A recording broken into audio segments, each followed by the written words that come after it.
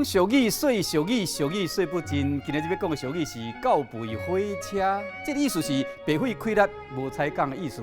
啊，狗是安尼对火车一直吠，主要是因为狗有强烈的地域性，也就是讲，除了主人以外，所有侵入伊地盘的人也是动物，拢会攻击防卫来保护伊的地盘。那细型的狗上加吠几声尔，要不那大型的狗若失控，时常会加伤青云人。所以讲有真侪辛苦的邮差邮便，毋但都爱忍受风吹日晒雨淋，还佫有好狗肉，也是好狗咬的风险。